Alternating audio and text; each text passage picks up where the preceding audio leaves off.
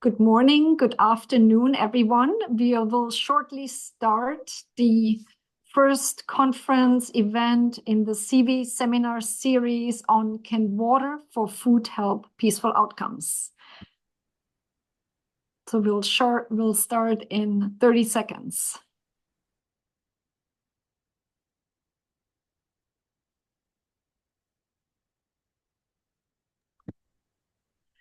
So good morning, good afternoon, everyone. My name is Claudia Ringler, and I'm working at the International Food Policy Research Institute. I'm also today's moderator for the first in 3 events in the SIWI Seminar Series called Can Water for Food Help Peaceful Outcomes?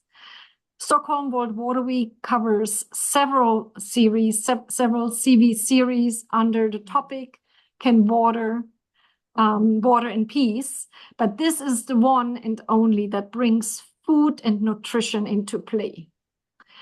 Today's kickoff session is specifically called Prioritizing Water for Food and Human Security.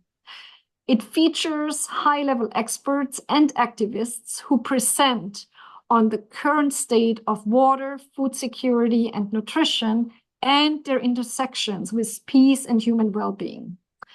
The way this session runs is we will have 5 speakers in quick succession who will bring this topic to you from different angles, followed by a Q&A with all of you. So please add your questions as we go along in the chat, in the chat section of the Zoom function, and we hope to talk with you directly at the end of the event. With no further ado, I would like to now introduce our first speaker. Professor Laila Mehta works at the Institute of Development Studies, University of Sussex in the UK. She's also an adjunct professor at the Department of International Environment and Development Studies at the Norwegian University of Life Sciences. Laila was also the lead author of the first Committee on World Food Security report on water, food security, and nutrition. And she will kick us off with a human rights perspective. So Laila, please, over to you. Thank you so much. Can you hear me okay? Yes. Perfect. So thank you, Claudia, for kicking us off, for organizing this panel, and also for inviting me to be on it. It's great to be part of World Water Week virtually this week. So as Claudia said, we worked together on this report, and it was about 10 years ago, but the conclusions are more relevant than ever. So one of the key messages that we said in this report was, without water, there can be no food security and nutrition. And we were asked to tease out the challenges and multiple linkages around management and governance. Now, it seems really obvious, but actually these linkages are rarely made, neither in policy, though at the local level, they're really obvious for people. Everybody in this audience knows water is fluid, its availability fluctuates according to time and space, it's very contested, and the access reflects power asymmetries, socioeconomic inequalities, gender asymmetries, and there's lots of exclusions due to caste, etc. But this resource has been privatized, commodified, financialized, grabbed, and weaponized. And here is where I'm going to talk a little about that, the weaponization of water and food, and also why we need a social justice and a human rights perspective. Next slide, please. So in our report, we tried to bring together water, food security, and nutrition in a very comprehensive way, going beyond agriculture. And we looked at water for FSN within a context of uncertainties, drivers of change, climate disruption, and conflict. And we also questioned conventional framings of crisis and scarcity. Our starting point was there was enough water and food to go around. So of course, availability varies across time and space. And we looked at the politics of governance and also the need to improve policy coherence and prioritize water for food security and nutrition, especially for the most poor and vulnerable people, also in conflict situations. Now, we looked a bit at conflicts over water. We know conflicts over water happen all the time, from local to global, from micro to macro. And not all of them are due to war, they're due to exclusions, etc., politics of allocation. But we also looked at links between water and food security during times of war and peace. And one of our biggest contributions was to advance the human rights perspective and also call for a human rights perspective to governing water and food. Next slide, please. So we know water is life. As Claudia says, it's essential for human well-being and survival. It's also essential for it's a lifeblood of planet's ecosystems, and it's key for food security and nutrition. Now, there's quite a lot of examples of how water can also foster cooperation and peace around food, also starting with a village pond, a village lake. And we have a lot of river basins, shared water courses. There's conflicts, but in reality, there's a lot of cooperation too. So for example, the Mekong River Commission provides one example of a successful transboundary governance initiative to promote food security and nutrition. So food security really depends for millions in this basin around comprehensive water planning and cooperation. Next slide, please. Now, water allocation is much as about power as it is a technical matter, and power asymmetries arise in most situations, especially around conflict and war. And these situations of conflict threaten access to water and food for vulnerable communities and affect their food security and nutrition. The highest number of attacks around water was in 2022, according to the Pacific Institute's resource base. And here, water infrastructure becomes fair game, and the breakdown of the socioeconomic system and water infrastructure exacerbates water and food security. So I'll give you two examples. One is the appalling weaponization of water and food in Gaza. After the Hamas attacks, Israel cut off clean water supplies to Gaza from October 2023 onwards, contributing to the looming famine. And so massive infrastructure has been damaged, leaving civilians dehydrated, and there's severe risk right now with children drinking polluted water and salinity. And literally residents have access only to 1 or 3 liters for their need. And this is a huge humanitarian crisis. And from a situation of relative water security, there's insecurity, there's famine. And the WHO has warned about the risks of infectious disease due to the contamination of water. We also have polio. In Tigray, in northern Ethiopia, the war started in 2020, and water systems and resources were knocked down. So there's a high rate of waterborne disease, poor malnutrition, especially amongst children, and acute levels of health issues. And also you have the sexualization of violence against women. And so women, about 100,000 women encountered rape alongside the dangers of famine, rape, hunger, dehydration. Next slide, please. So what we did in the report and what Claudia, myself, Shaini Varghese, and several others have been doing is really trying to push for greater synergies between the rights to water and the right to food. They're globally recognized rights. There are significant challenges in realizing these rights, but they are violated daily on a regular basis. Now, obviously, there are 3 types of obligations on governments to respect, protect, and fulfill these rights in a non-discriminatory, participatory, and accountable manner. The right to food was acknowledged very early on in 1948. The right to water was a massive struggle, and it was only in 2010. Largely, the right to water has focused more or less on the domestic aspects and not the productive aspects. And it's not looking so much at livelihoods. So this is also something that is a problem. It's a very narrow framing of the right. And these 2 rights are not integrated at the national and global levels. They have close ties because water and sanitation are crucial for health and nutrition and food security. And access to water is indispensable for food production, for food producers. So in a way, this distinction that is there between the domestic and productive aspects of the right to water is very problematic for local users for whom there's little sense in actually separating these rights. So I hope this conference and this meeting will call for more synergies between these rights and also a more broadening or a broader scope around the human right to water. It's also important for this meeting to take a stance against the weaponization of water and food. Because what we're seeing today is complete paralysis from the UN to the African Union and other regional institutions. This is a geopolitical norm. And as we've seen in the case of Tigray in Gaza and other conflict situations, structural imbalances, including the arbitrary use of veto power, means that there's no way to enforce humanitarian action. But we know that the legal position is very clear. Water and food are basic human rights, and denying these in times of conflict violates international humanitarian law. So these are war crimes. So we have to really call this out and stop this weaponization of water and food. So if we want to actually, the first step, I think, in realizing water for food security and peace is to actually stop these wars and do all we can also to make these linkages and really call for a human rights and social justice perspective. Last slide. Thank you very much. Thank you very much, Laila, I think for a very great start into this important SIWI Seminar Series, bringing water, nutrition, and conflict together, and also telling us about the history and still the lack of disconnections in a human rights perspective. We are now moving over to our second presenter, and he needs no introduction.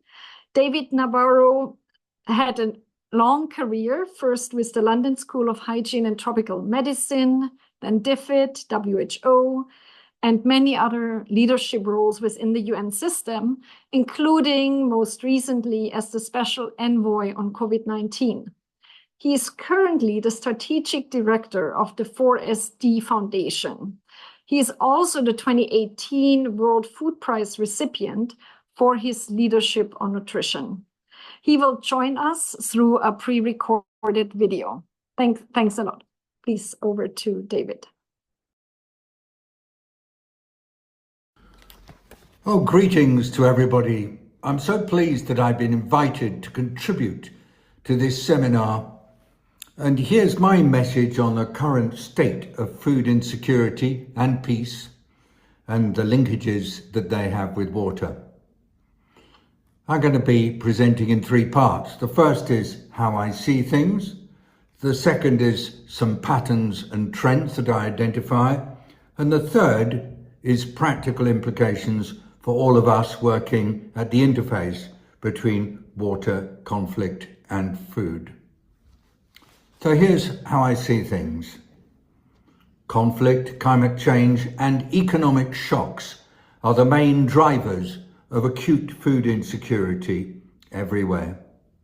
The recently launched State of Food Security and Nutrition in the World 2024, which is called the SOFI report and is produced by 5 UN organizations, showed that the world really is far off track when it comes to trying to achieve SDG 2 by 2030. Quite simply, the number of people experiencing food insecurity in our world is actually on the increase. Globally, around 2.5 billion people do not have regular access to adequate food and cannot afford a healthy diet. 2.5 billion people. In 2023, 733 million people, which is an increase by 150 million on the 2019 figure, have been facing hunger. 733 million. It's about 1 in 10. Actually, it's 1 in 11. And 1 out of every 5 people in Africa are experiencing hunger. And thirdly, 148 million children under 5 in our world are suffering from chronic undernutrition or stunting. 45 million are acutely undernourished or wasted. And women are persistently more food insecure than men in all regions, with an increasing gender gap in most regions in recent years. And just to add to this, the Global Peace Index 2024 shows that the number of countries engaged in conflict is the highest since World War II.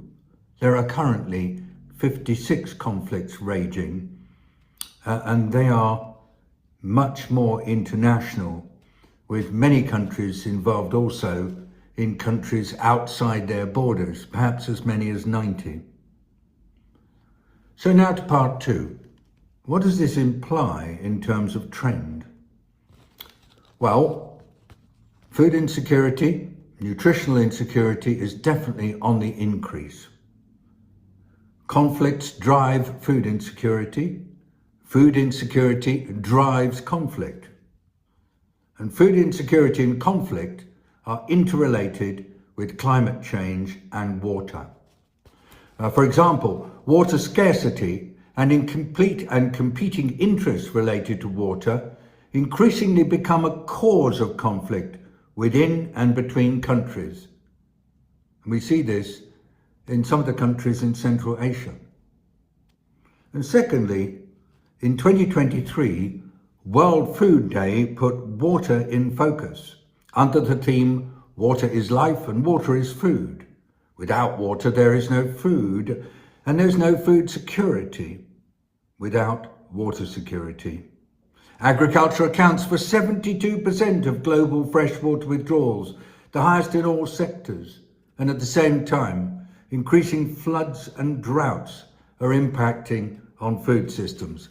So, as I see it, the interactions between food and water are on the increase. And so now to my main part, my third part, the practical implications of this analysis.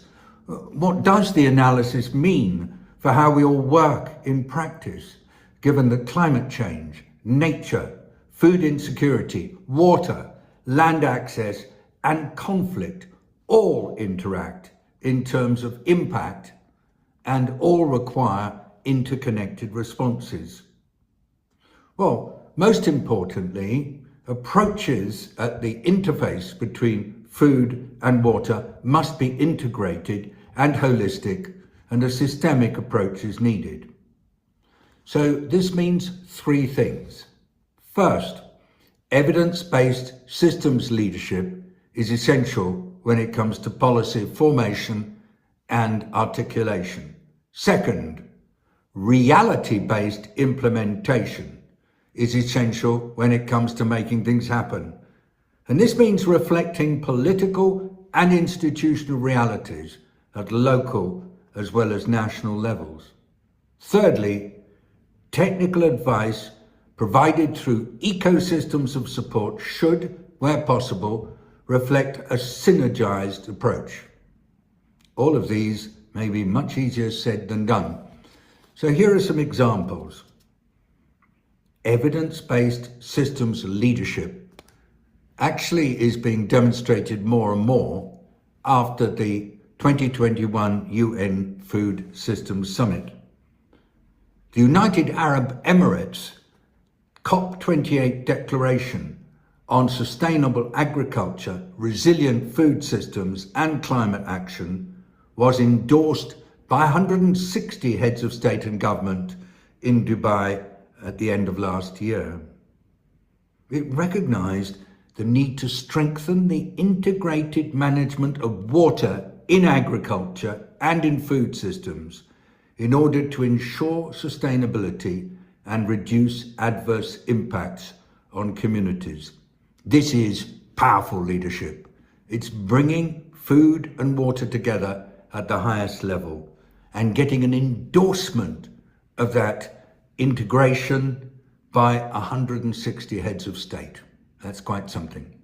Second, reality-based coordinated implementation, working with those who see water not as an inevitable source of conflict, but as an instrument for cooperative and constructive working centered around the interests of people. And this is the heart of Blue Peace, which positions water as an enabling factor for regional, sustainable, socio-economic development, stability, and peace. And third, synergy on technical advice. International institutions, national ministries, and implementing partners are always encouraged to adopt integrated approaches and avoid the silos that restrict joint working. And I'm pleased to see the efforts being made through UN Water, presently chaired by Alvaro Lario, the president of IFAD. So in summary, evidence-based systems leadership, reality-based coordinated implementation, and synergized technical advice across ecosystems of support. Thank you so much. I wish you an insightful seminar. Yep, thanks. Really over to David Navarro, who I think also celebrates his birthday today, which is why he couldn't join us live. But I think he gave us some great pointers for the way forward. I particularly liked his Blue Peace statement and also his reminder of the COP28 declaration that really very tightly links water, food security, and climate resilience. So I think it's another really excellent point. So we come now to our next presenter, and I'd like to introduce Anders Jägerskog. I'm surely doing that wrong. He's the program manager of the Cooperation in International Waters in Africa, or SIWA, Trust Fund at the World Bank Group. He has long-term experience on water in fragile regions, particularly in West Asia and North Africa. And last but not least, he's our Swedish representative in this session. So Anders, over to you for your remarks. Thank you. Okay, and thank you, Claudia. Just checking so that everyone can hear me. Yes. Okay, great. Thank you. Well, it's great to be invited. Thank you very much. The World Bank is very happy to join this session. And I will be trying to build upon what Laila and also now most recently David said. And actually, I'll start with the what David called the blue piece, the transboundary aspects that is so much in focus in this year's World Water Week. And this is also where I'm coming from primarily in terms of topical experience and expertise, perhaps. And here, I think transboundary cooperation has been featured by some and gets headlines saying that we will see the next conflict about water. It hasn't really been true that we've seen both conflict and cooperation, but primarily and predominantly we see cooperation, or more cooperation than conflict over water. Although I think it's fair to say that we see often a bit of both, so it's a bit of a complex and nuanced picture that has emerged over the last 10 years. However, with increasing water stress, with increasing pressures, with increasing conflicts, that the previous speakers talked about, it's not inconceivable that we will see more challenges, and that brings conflicts around water to the center. But as was eloquently highlighted by the previous speakers, the water as a prerequisite for achieving food security and nutritional security actually comes to the fore. In the World Bank, we are of course focused mainly as a development institution on development outcomes. However, these development outcomes are not only achieved in sort of post-conflict situations, which we historically have perhaps focused more on. There's an increasing realization. We had a few years back something what we called in bank terms the FCV strategy, the Fragility, Conflict and Violence strategy, which is adopted, which is a strategy that actually tells us how we work with development outcomes and promoting development in situations which are characterized as, unfortunately, and we heard it from the others, the situation in the world is more fragility, more conflict, more violence. How can we still work on achieving development outcomes? And I see from the sort of water, food, irrigation perspective, we work both pre-crisis, but also during crisis and also post-conflict. And irrigation, as an example, and the way we see it is perhaps a coping mechanism. When we see, and this is not only conflict related, but also with climate change, when there is less water, when water becomes less reliable, it comes at the wrong time, so to speak, in relation to what historical patterns and when farmers are achieving them. Then irrigation becomes an important coping mechanisms to replace in some instances the role that green water, the rainwater, would otherwise play. I think in terms of also practical examples that we are working on, and sort of this is based on our analysis. We've been looking, and some highlighted this as well, the aspects of water and droughts, and also when we get too much water, floods and droughts, often leads to migration from rural to urban. But what we've seen is we did some reports on this relatively recently, is that it's not the poorest that are moving, it's those one step up. The poorest are often stuck. And this tells us that we need to work at the local level in building resilience, climate resilience for smallholder farmers, for local farmers, and so on and so forth, to make sure that they are able to stay, and also to irrigate where needed, to grow their food that they may need for their immediate livelihood, but also for the broader livelihoods of society. And I think these are some of the aspects and some of the ways that the World Bank is working on this. One aspect and concrete situation where we're working on this Sahel irrigation project. Sahel is, as we all know, a fragile region, and irrigation measures that we've helped support the countries with has helped to create at least a little bit more stability. And I think with that is what we are going to see more and more coming in terms of how water and food irrigation coexist, and how they need to be reinforced in a more fragile world. So we will look more into developing this further. Thank you very much, and back to you, Claudia. Yep, thank you very much for your examples on how the World Bank is operating on the ground and from your perspective. And I see you already have a question, but I know you might have to leave us early, and we will have Richard answering your questions. So please continue to add questions to Anders, Laila. Feel free to add questions to David as well, so we can try to help him answer, or we of course also pass questions on to him. So our next presenter, we are now moving into the activist space. Our next presenter is Areli Morales. She's a youth coordinator for Catholic Relief Services based in El Salvador. She has started a youth movement there that reaches beyond the country's boundaries, focusing on the nexus of water, land, and peace, because of course land underlies food production and nutrition. So Areli, over to you, please. Thank you. The theme is bridging borders, and I would like to highlight that one of these borders is a generational border.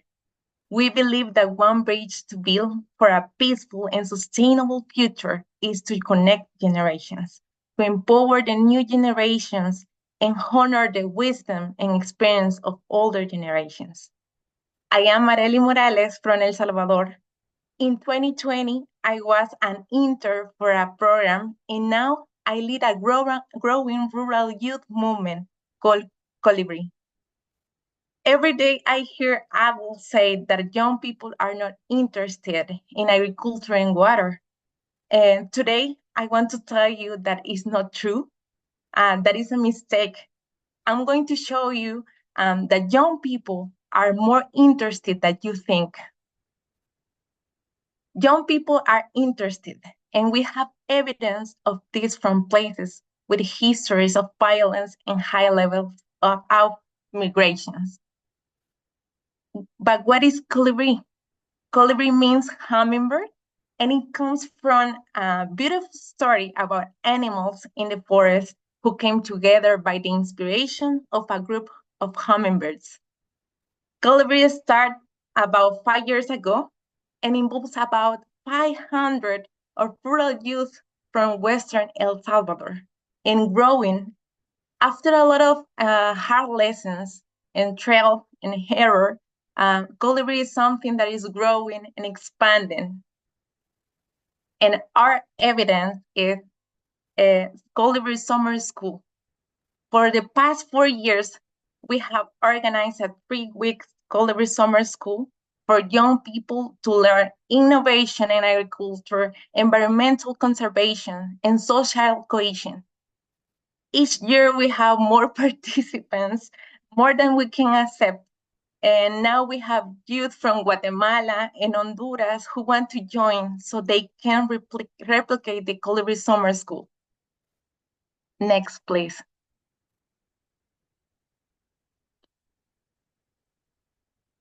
And Raindrop is a social enterprise that carries out environmental monitoring and reporting. This company was created by young people after being part of training and internships. Next, please.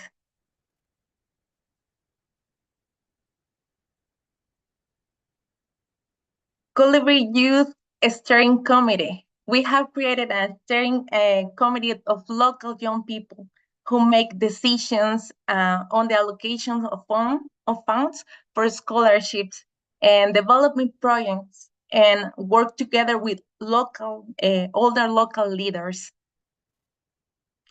But maybe you're thinking, what is enabling environment for empowering youth and building bridges across generations?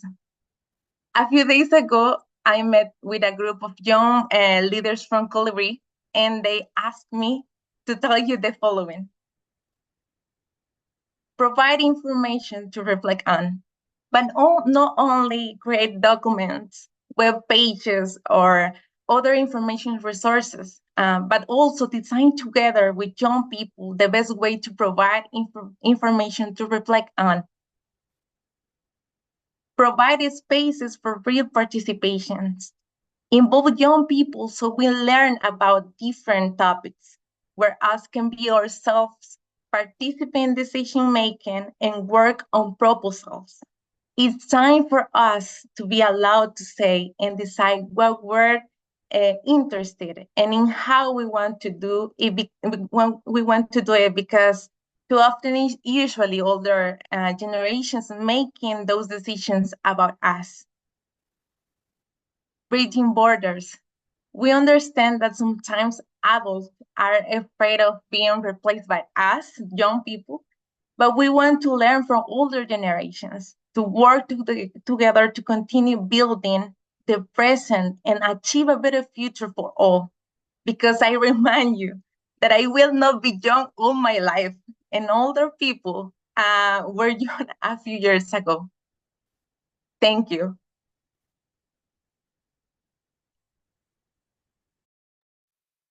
Thank you very much, Areli. So this, I think, is a great additional perspective from the ground up, how we can jointly implement water, food security, nutrition, and peace in a region that is really significantly affected by conflict.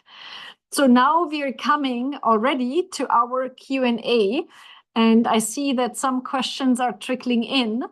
And the first question is from Jenny Barron, who is with the Swedish University of Agricultural Sciences. And before we actually answer questions, sorry, can please all of our presenters go on video? So Areli, Laila, Anders and Richard, I think both together, because I think they're both supporting the World Bank and here. Also, Patricia, if you're there, please also join by video. And so then I guess I'll now come to that question again. So the question is, this human rights perspective that Laila has presented, how do organizations such as the World Bank implement that in practice? Is it an implicit implementation or is it an explicit implementation? So Anders, as you're still with us, did you want to take a crack at that, please? I wanted to check whether if Richard is still with us, if he wants to take the first one on that one, and then I can come in after, if that's okay with Richard. Okay. Sorry, I'm trying to see if it's here. Yes. Okay. I just, I Okay. think I don't. Okay. So let me start, and we can talk more. Thank you for that that question, Jenny. And human rights based approach in terms of our perspectives and our projects. I mean, we take a holistic approach, including rights based perspectives. Although we're a development institution, but in terms of the rights perspective, it's something that sort of permeates our projects as well, and in our dialogue with partners, a rights perspective is also important. Although we are working with our clients, our countries, and when we devise projects, it's always a dialogue. But this is definitely a part of that dialogue, as are many other perspectives, such as environmental, social safeguards, etc., which you would probably agree that those are also very much related to the rights perspective as well. Okay, excellent. And as there were several questions for Aurelie, I also want to add that same human rights perspective. So there's the human right to life, the human right to water, the human right to food. So in your program, how are you implementing that? And I'll give you the other two questions, and then you can answer all three together. So the second question is, how do you now, more from a bottom-up movement, how do you engage higher up? How do you engage with the policy level, with governments, which obviously is the natural engagement level of the World Bank? And have you gotten any response from government to your movement? And the other question is, just to tell us, among the many things you have presented from Colibri, what is your favorite part? Thank you. Over to you, Aurelie. Thank you.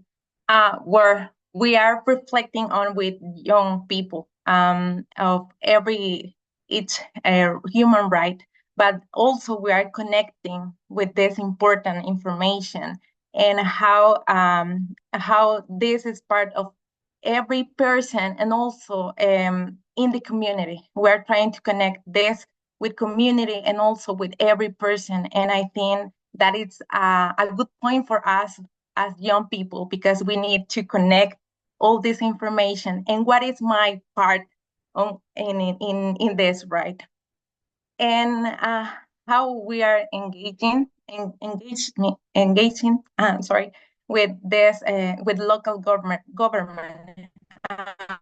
We're trying to making this connection with local organizations of these older leaders, local leaders in the communities, because they have experience and also they have these connections with local government and also the local community structure that are working for this human rights and also for this space. Sometimes young people, we don't have voice in some spaces, but with these organizations are helping to create these spaces for us. And this is a good opportunity for us and for also bridging borders for make a difference in our communities and also have voice for this work that we are doing. And my favorite part of all the things that we are doing is summer school. I love it because we are changing this perspective about agriculture, and it's amazing how every young people start the summer school with different ideas, but at the end of the 3 weeks all change and they are so happy, they are excited, and they want more more than 3 weeks, and it's amazing. And I think that is a good point for us, and I like it because it's like we are interested. See this, we are interested, and I think it's the best part for me. Thank you. Okay, thank you. So now I have a question for Laila and one for Patricia. And I'll introduce Patricia in a second. So Laila, you have been working for decades, I think it's correct to say, on trying to more actively get a connection established between the right to water and the right to food, which is both of these are particularly violated in conflict situation. And I think you've described that, and you've described several examples. So, given that, as David told us, these conflicts have magnified, have increased, we don't see an end. And with climate change and increased inequities, these conflicts and deprivations are, accelerating. So have you seen any entry points at the UN system on finally considering those two or almost three rights? The right to life is also there, rights together, or what should we do about that? And to Patricia, so Patricia is joining us from FAO, and FAO, of course, is hosting the Committee on World Food Security. And as we have heard at the beginning, they have, supported this very first report that brought together water for food security and nutrition, including in conflict zones. So Patricia, it would be good to hear from your side.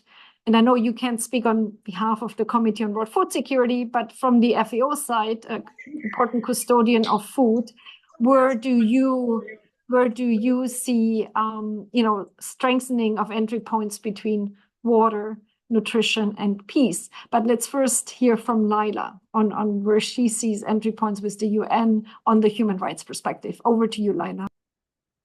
Thank you, Claudia. Probably not decades on this issue, but at least over a decade, together with you and others. So I think, we were together at the UN Water Conference in March 2023. And I think in the panel you organized, you noted that in a way, despite a lot of calls, even the UN system is not really advancing these linkages in the strong way that they should be doing. And in a way, it's still very siloed. And in part, it is also because water doesn't really have a big champion in the UN. I mean, UN water is not the same as the CFS, FAO, etc., even though they've had that, and that big conference took place once after like 46 years or something. And these meets from Stockholm and others are not the same as having strong UN backup. So I think the UN could do far more. Having said that, I think FAO, CFS have done a great job. And I was recently at the FAO for a meeting on feminist agri-food systems, and we tried to talk about some of these linkages there. And I know there's an idea to try and push this in terms of the synergies across the rights. I think we also need to come at it from different, not just the UN. I mean, it's even governments. If you're interested in gender equality or gender justice or social justice, bringing these rights together matters. The World Bank could also do more, I think. I mean, the World Bank, you said, you do it, but there's a lot more that the World Bank could probably do. And I guess it also depends on citizens, groups, NGOs to demand more accountability and really push for greater accountability, either in local forums, nationally, and even globally. And I think we have to keep shouting and keep pushing and help this to get realized. I know through a lot of protests, the World Bank then had this inspection panel, but that was also because human rights were being violated. Austi's rights, displaced people's rights to water and food were being violated through big projects. So now there is the inspection panel. So I think through struggle, through protest, through demanding accountability, you do have these changes happening. And I think we still have to keep working at it. We have a lot to do, Claudia, so maybe a few more decades. I don't know. Hopefully not. We'll be retired. That's why we have Areli and other youth.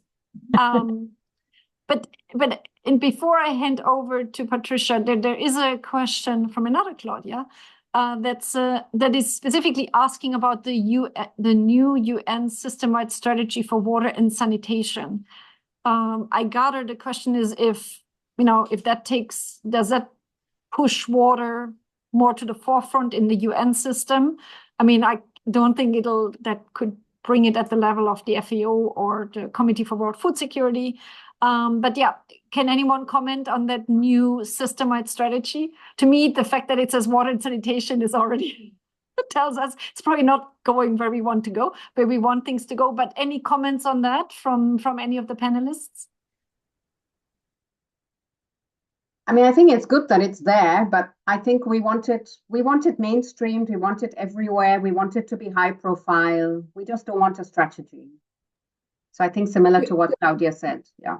Okay, perfect. Okay, thanks. So over to Patricia now. So how does the FAO, try to join? Obviously, FAO is Food and Agriculture Organization of the UN. There is a water group there. So how are you bringing water and food together, particularly in conflict areas, in conflict settings? Over to you, Patricia. And feel free to just also mention which department you are with at the FAO. Thank you. Yeah, thank you very much, Claudia. I work for the Land and Water Division at FAO in Rome. I mean, so for FAO, obviously, the nexus between water and food security is of paramount importance, right? I think Mr. David Navarro said very, very nicely and very clear. Two of the main drivers of food insecurity are climate change and water and drought, and the other one is conflict. So there is no peace without water security, and there is no food security without there is no food security without water security, right? So at FAO, we work in several fronts to tackle these issues of food security and water security. The first one is collecting information and data on what is the status of water and food security in the world. And one example is also the status of food insecurity, the SOFI report, that is one of the flagship publication of FAO. Then another front in which we are working is at policy level. So, for instance, there is a new initiative that FAO has launched, is the water roadmaps, in which FAO works with national governments to establish a dialogue to build a work plan at country level to see where are the entry points for food security and water.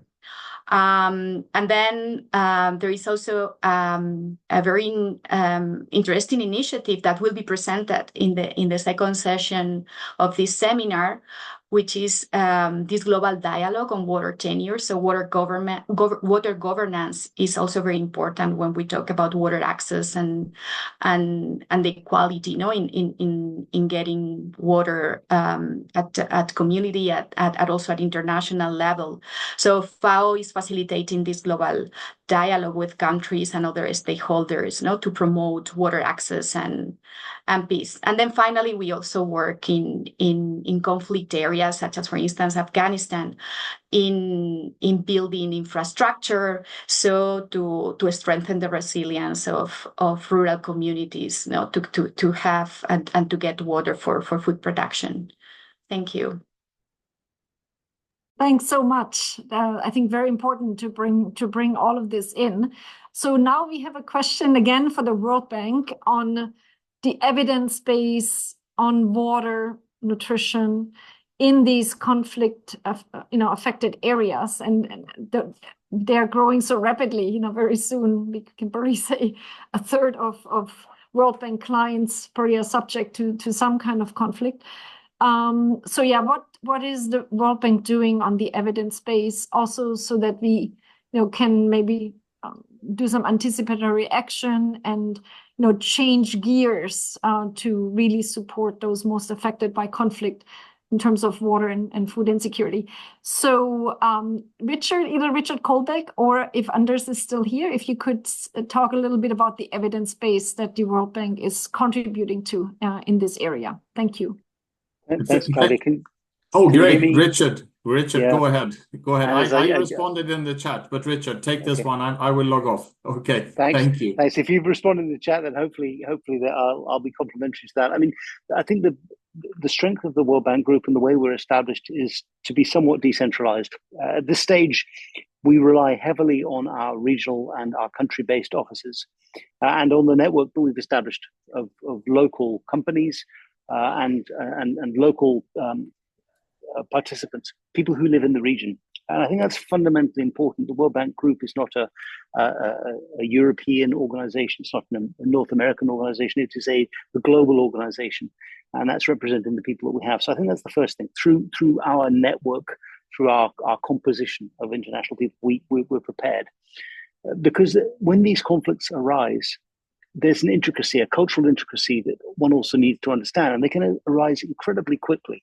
You can't necessarily be prepared for a war to break out. But once it does, you need to understand the perspectives from the different participants. You can't necessarily take a side in every conflict. And so you need to have the voices there at the table. That said, there are some slow-moving disasters, some slow-moving environmental disasters that we are aware of. We look to the UN for some of the data, but we also develop our own. We spend an enormous amount of time, effort, energy, and money on doing analysis, on working out what the biggest risks are for World Bank funded projects, for African Development Bank, Asian Development Bank, other institutions. We partner with them, but we do our own work. We commission a vast number of studies on water in particular to assess it. And Anders, who unfortunately had to leave for another session, is a transboundary water expert. And this is an indication of how we focus on it. We have people who are thematic experts, we have people who are regional experts, local experts, and then we partner. There's no other way of doing it, Claudia, unfortunately. But I'm happy to say that global approach tends to give us the ability to respond a little bit quicker. And that's the final point I'll make. We sometimes do have to be reactive. And so when you have huge disasters that hit, we have the ability, although it's not our typical run of the mill, to act a lot quicker, to bring up emergency funds and to surge our funding, our access to resources in the regions. We don't step out, we step in when these things occur. And that's like many other development institutions as well. So I don't think I'm speaking just for ourselves. We run into the disasters rather than running away from them. Thanks. Okay, that is a very good statement. Run into disasters rather than away. So there is one question that was actually put to Aurelie earlier, and I'll pick that up now. But after that, I have one final question to each of the panelists. So I just would like to prepare you already, and that is, I think this is the overview session status. Where are we going? Where do we stand? And we have 2 more sessions coming later that will talk about frameworks, tools, and solutions. But, I just would like to give everyone a sneak peek just from your own personal perspectives as part of this first overview session.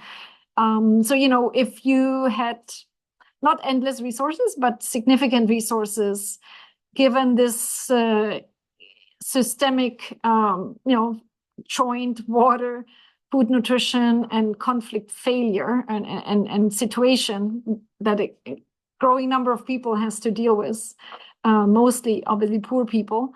So what would be your number 1 intervention to address that? If you had significant resources, not limitless resources. But before we hear from each of our panelists here, including from the FAO, I'd like to ask Aurelie the last question that I've seen in the chat, and that is, where do you, Aurelie, want to go in the next 5 years with your program, your specific program? If you could just say, what's next, or where would you increase focus in addition to the summer school, which sounds like you'd like to make it a year school, but what else, where else would you like to go? And also in terms of geographic focus. Aurelie, over to you. Well, I see this movement living proposals with local government but also working with different NGOs and also these community structures with older leaders in communities, because I think this is the good, this is a good combination. Experience from elders, but also this energy, motivation, innovations from youth. And I think this is like how I see this movement. Keep working, also keep creating different spaces for young people to say what they are interested and what they want to work, because we have different challenges in El Salvador: migrations, violence, and also we need to keep working. And also young people, it's they are motivated, and if they have opportunities, they want to keep working and also be part of maybe the solutions, but because we have a lot of to do, but we have time to learn and also keep trying, right? And well, for some, yeah, Claudia. Yeah, no, I was just reminded that we shouldn't exactly go until the last minute. So sorry. So I think you kind of said where you want to go. I would still quickly like to hear from Patricia, Richard, and Lila. If you had significant resources, given this growing water, food, and peace challenge, or in fact, we have conflict challenge, just in one sentence, where would you put your money in to try to turn this situation around? And we just have, please, in less than 1 minute for each of you. Lila, do you want to start? Okay. Well, I'm not talking about money. If I had significant power to change things. Okay, power it is. Yeah. What do you do? Money. So one was I would like a more expanded version of the human right to water that breaks down the barriers and the artificial divides between domestic and productive. So really a more expansive one. And I would like really to have ways to hold powerful actors to account for rights violations, be it what we're seeing in Tigray, in Ukraine, in Gaza, with what's happening around water and food, and indeed genocide, but also on a daily basis, the fact that these are violated on a daily basis and there are conflicts all the time. So that would be. That's good. Perfect. So Richard, over to you. Yeah, I'm going to shoot for the stars here a little bit. What drives me mad is the lack of cooperation and coordination. I just feel like I'm missing so much, and that erodes my confidence massively. When I turn up in a new country, in a new situation, and I find 4 or 5 different organizations there, all operating on their own, it's wasted resources. It's not efficient. So better cooperation. It's more about the power than the money, because the money we can get. Better cooperation, open data, and then at some stage down the line, and not too far, the use of artificial intelligence, because I'm not smart enough on my own to be able to wade my way through that data. But give me the information and coordinate it. Thanks. Perfect. I love it. Coordination. Patricia? If you allow me, I have 2 proposals. The first one is, I think we need more political will. So it's good to have this COP28 declaration, but there is not intergovernmental body for water. And I think that is needed, because it's really a very critical problem, right? Also for peace and food security. And then the other, I think the agricultural sector is underfunded and is such an strategic sector for bringing and for maintaining the livelihood of so many poor people. So more investment for agriculture, infrastructure. Thank you. And rural settings. Excellent. And with that, we are closing this session, but I'd like to remind everyone, this is a SIWI Seminar Series. And so please do join us for the next 2 events under the same series. So one is taking place on site on Tuesday, 11 o'clock Stockholm time. And the other one is a hybrid session or section, and that takes place on Wednesday in the afternoon at 2 p.m. Stockholm time. So thanks again for everyone for joining and for being interested in hopefully, addressing this, immoral, unethical situation that we currently have to live with, and probably, unfortunately, that will increasingly affect more and more people. Thanks again to everyone, and please join us for the next session. Bye-bye.